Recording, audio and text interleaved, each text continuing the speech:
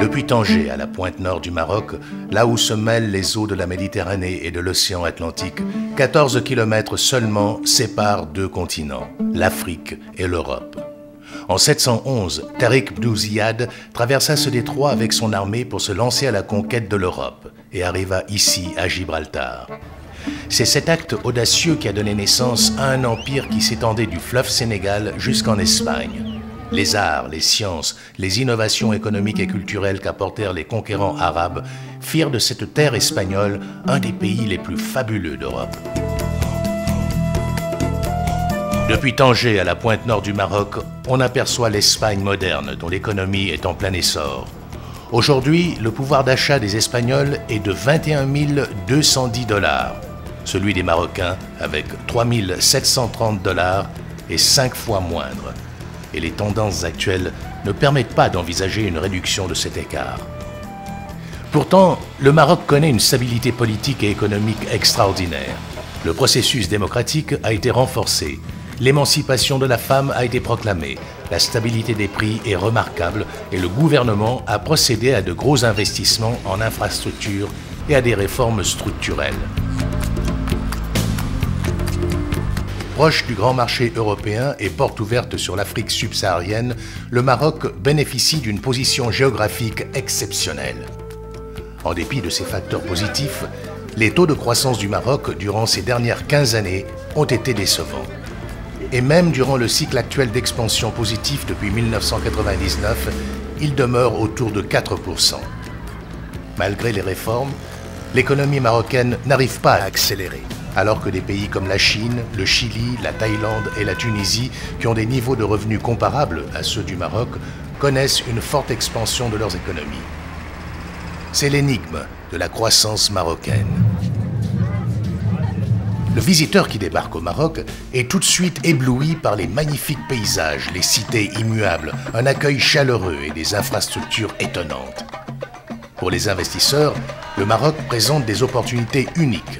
Grâce à des procédures simplifiées et performantes, les délais nécessaires pour l'enregistrement d'une entreprise ne dépassent guère 5 jours.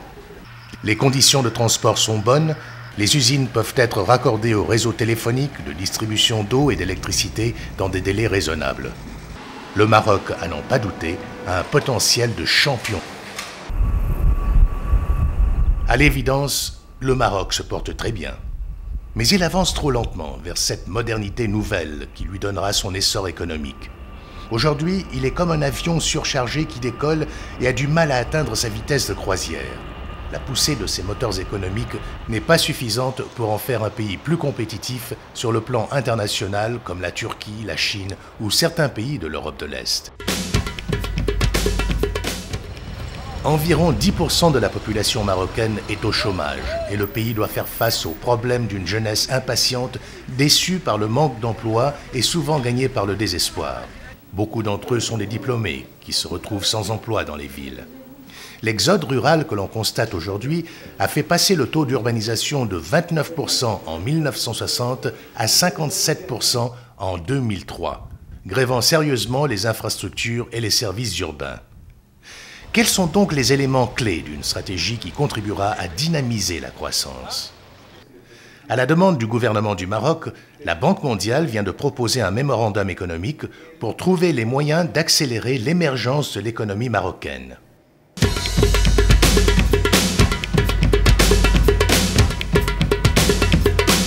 Diversification signifie recherche de nouveaux produits d'exportation. Et c'est ce qui manque au Maroc.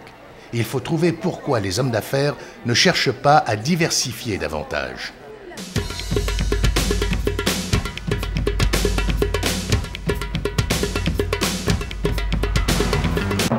Les esprits créatifs et compétitifs ne manquent pas au Maroc. L'émission de télévision Challengers accueille chaque année des dizaines d'inventeurs qui viennent concourir en présentant leurs inventions. Cependant, on constate que les dépenses des entreprises marocaines dans le secteur de la recherche et développement sont négligeables par rapport aux industries thaïlandaises et chinoises qui, elles, consacrent en moyenne 2 à 6% de leur chiffre d'affaires à ce domaine. La recherche et développement est non seulement porteuse de nouvelles technologies, elle permet également aux entreprises de mieux s'adapter et de faire évoluer les technologies existantes. De plus, Moins d'une entreprise sur 5 au Maroc propose une formation à ses employés. Le manque d'éducation reste un des obstacles les plus importants. Une politique agressive d'alphabétisation et d'achèvement du primaire et du secondaire doit être adoptée. Une bonne coordination est indispensable, à l'instar de l'industrie du tourisme, qui est l'un des principaux atouts économiques du Maroc. En 1995, le Maroc recevait 2,5 millions de touristes. En 2006, ce nombre avait plus que doublé, avec 6 millions de visiteurs. Le projet Azur propose d'atteindre 10 millions de visiteurs d'ici 2010. Ceci permettra au Maroc de réaliser des flux comparables à des pays comme le Portugal et la Grèce. Les efforts combinés de créativité, d'apprentissage et de coordination peuvent donner d'excellents résultats. La zone franche de Tanger, par exemple, qui a été créée en 2001, est une grande innovation. Plus d'une centaine de firmes étrangères ayant des activités axées sur l'exportation dans les domaines du textile, des pièces mécaniques, des services offshore et autres bénéficient des avantages d'une main-d'œuvre qualifiée et d'exonération d'impôts que propose cet ensemble dynamique. Les principales activités d'exportation du Maroc subissent une grande concurrence sur les marchés internationaux. Et il faut donc établir des paramètres efficaces pour faire face à ces contraintes et augmenter la compétitivité en éliminant la rigidité du marché de l'emploi, les pressions fiscales élevées, un régime de change fixe et un degré encore élevé de protectionnisme malgré les accords de libre-échange. Un pilotage rigoureux de la stratégie de réforme et des modalités institutionnelles robustes permettront de maximiser la mise en œuvre d'interventions d'appui. La nouvelle dynamique pourrait être renforcée par l'instauration d'un cadre institutionnel, d'une nouvelle stratégie de croissance et d'une intervention active du gouvernement et des hautes autorités du pays afin de promouvoir les exportations et d'encourager la diversification et la compétitivité. Des stratégies bien ciblées, définies par concertation entre secteur public et secteur privé, doivent être adoptées. La diversification productive doit se développer au-delà des produits manufacturiers, dans les services et d'autres activités dynamiques.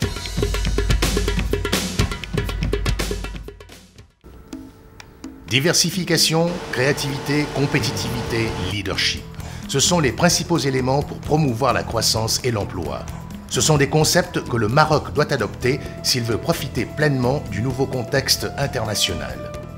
Le statu quo actuel représente une option très risquée, comme l'a démontré le ralentissement de la croissance marocaine en 2005. Un nouveau défi se pose au Maroc. C'est une véritable course contre la montre qui s'amorce. Et pour la gagner, l'effort du gouvernement seul ne suffira pas. Il faudra la participation active du secteur privé et des acteurs nationaux et étrangers.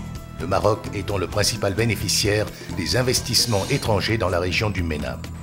Avec une nouvelle vision de l'avenir, ces investissements se traduiront par une croissance plus rapide et une diminution du chômage.